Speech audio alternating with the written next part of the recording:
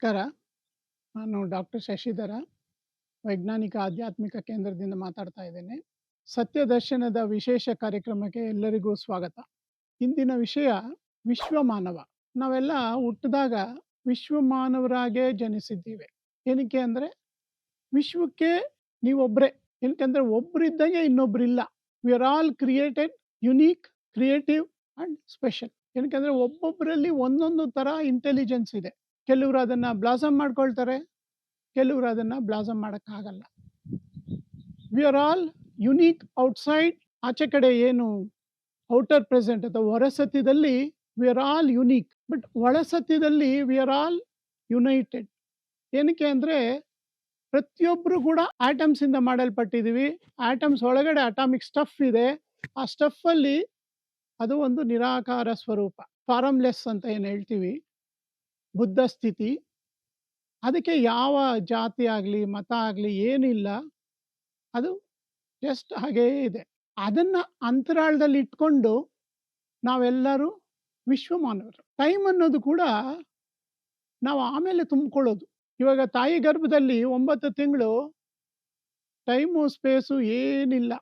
ಆಮೇಲೆ ನಾವು ಟೈಮ್ನ ಪ್ರೋಗ್ರಾಮ್ ಮಾಡ್ಕೊಳ್ತೀವಿ.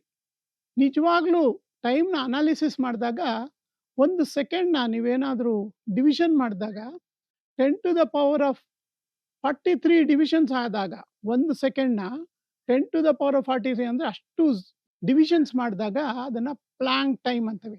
ಆ ಪ್ಲಾಂಕ್ ಟೈಮಲ್ಲಿ ಟೈಮ್ ಅನ್ನೋದೇ ಇರೋದಿಲ್ಲ. Just it is beyond tiniest analysis can be done with the Planck time. ಅದರ ಬಿಯಾಂಡ್ ನೋ ಟೈಮ್ ಆ್ಯಂಡ್ ಸ್ಪೇಸೇ ನಿಜವಾದ ಅಂತರಾಳ. ಆ ಅಂತರಾಳ, ಅದನ್ನು ನಾವು ಎವರ್ ಪ್ರೆಸೆಂಟ್ ರಿಯಾಲಿಟಿ ಅಂತೀವಿ.